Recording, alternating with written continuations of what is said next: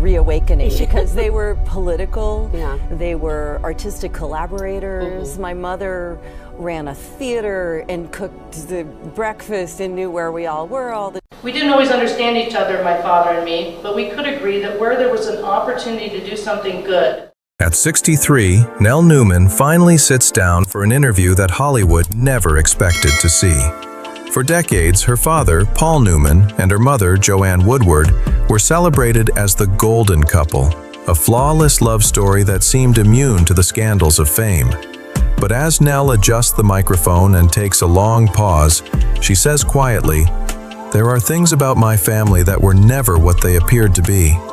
Those few words send a ripple across the room and across history, because behind every glossy magazine cover, every charity gala, and every perfect red carpet smile, there were rumors. Rumors of a secret apartment in New York, rumors of hidden meetings, unsigned documents, and one relationship that could have ended everything if it had ever been revealed. For the first time, Paul Newman's daughter breaks her silence to confirm the rumors that redefine one of Hollywood's most beloved legends. The truth inside the family.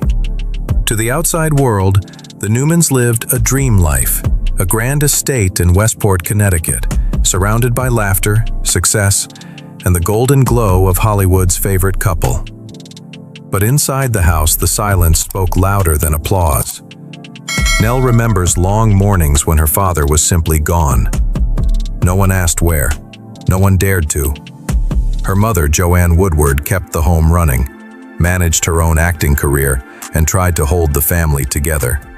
But the strain was visible. She was elegant in public, but at home, the exhaustion showed in her eyes.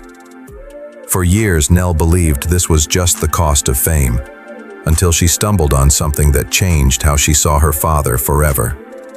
In the spring of 1970, while looking for old family photos, Nell discovered a receipt tucked inside a script.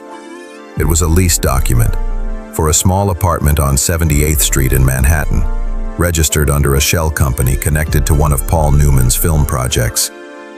The family never discussed it, not once. But 20 years later, The Observer magazine published an investigation linking that same address to several unlisted meetings between Newman and a group of close friends in the film industry. When reporters asked the family about it, they declined to comment. For Nell, that silence said everything. The man the world called the perfect husband had for decades lived with one foot firmly outside the home, in a world none of them were allowed to enter. It wasn't a scandal then. It was simply a secret, one that everyone in the family pretended not to see. The relationships beyond the spotlight. As Nell continued to piece together fragments of her father's private life, she began to notice patterns, people who appeared again and again in his personal notes and travel logs. Paul Newman had long maintained unusually close relationships with a circle of male artists, among them screenwriter Gore Vidal and director George Roy Hill. Publicly, they were described as creative collaborators, but off-record, their connections ran deeper.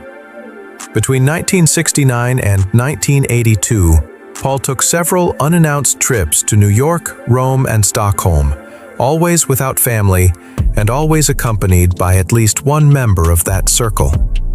Receipts found among his archived belongings later confirmed hotel bookings under initials rather than full names, along with handwritten notes such as, "Dinner with G, same suite."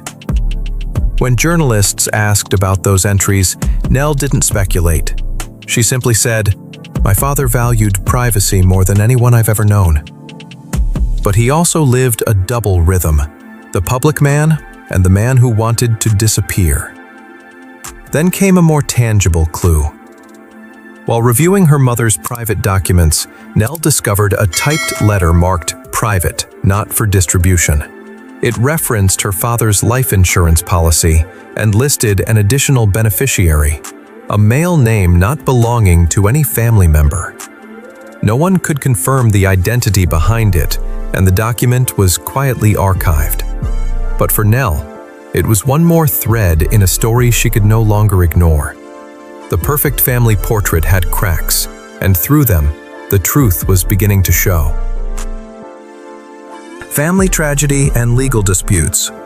Before the lawyers, before the foundation, there was Scott, Paul Newman's only son, charming, talented, and burdened by a last name too heavy to carry. Scott grew up in the long shadow of his father's fame. He tried acting, music, and racing, but every success was compared to Paul's. By the late 1970s, the pressure had turned into self-destruction. At just 28, Scott died from a drug overdose in Los Angeles. For Nell, that was the first time she realized something was deeply wrong behind the public image. Before he died, Scott told me one sentence I never forgot, Nell recalled. He said, "Dad lives two lives, one for them and one for himself." After that, our house went completely silent. Years later, the silence returned, this time over Paul Newman's will. When Paul passed away in 2008, his estate, valued at hundreds of millions, was almost entirely transferred to Newman's own foundation, leaving the family with minimal control. At first, Nell accepted the decision, believing it was her father's wish. But in 2020, new documents surfaced showing inconsistencies between the 2006 draft and the final 2008 version. Witness names had changed. Clauses were missing. Even Paul's signature appeared faint and uneven. Court filings later revealed that during his final months, Paul was under heavy medication and largely dependent on a small circle of legal advisors and the foundation's executives, individuals who stood to gain power from the changes. Nell and her sisters filed a petition in Connecticut's Superior Court, claiming manipulation and lack of mental clarity. The case was dismissed, but for Nell, it wasn't about money. It was about truth. One son lost to silence, a father's legacy locked behind legal walls, and a daughter still searching for answers. The turning point, the rumors confirmed. In 2025, during an exclusive interview on CBS Sunday Morning, Nell Newman finally addressed two questions that had hovered over her family for decades, and both, the will and the whispers, reshaped the legacy of one of Hollywood's most admired men. First came the matter of the will. According to Nell, the final version signed in July 2008, just 6 weeks before Paul Newman's death, looked nothing like the original draft from 2006. The earlier document had been witnessed by Joanne Woodward and two of their daughters. The final one? Only a lawyer's name and that of Robert Forrester, the CEO of Newman's own foundation. After her father's death, the family discovered that control of the multi-million-dollar foundation had been transferred entirely to an external board. In 2019, the Wall Street Journal revealed that Forrester had attended at least 4 closed meetings with Newman during his cancer treatment, a period when medical records noted fluctuating cognition and impaired short-term memory. Nell stated, "We're not accusing anyone, but the documents suggest my father wasn't fully aware when he signed the final version." Then came the second revelation, the one that stunned even veteran journalists. Nell confirmed that her father, Paul Newman, had maintained a long-term romantic relationship with a man. "It's not a scandal," she said quietly. "It's simply a truth that was never told." Records preserved in the Newman family archive, donated to Yale University in 2017, contained handwritten letters and Polaroid photographs between Newman and Arthur Siegel, a photographer and Esquire editor who worked with Paul on several film campaigns from the 1960s through the 1980s. The materials were authenticated by experts at the Yale Manuscripts Library. One letter, dated September 12, 1978, read, "You know I'll never say this to anyone, but you understand. When I'm with you, I feel freer than I ever did on screen." When asked why the family stayed silent for so long, Nell replied, "Because in his time, even a whisper could destroy a man's entire career. We knew. We just chose not to let the world weaponize it." Within days, Vanity Fair, The Guardian, and the Los Angeles Times reopened their archives, cross-referencing Nell's claims with existing materials. all confirming that the evidence aligned with known records. As the interview closed, Nell leaned forward, her tone measured and firm. "I'm not defending him or condemning him. I just want people to see him as he truly was.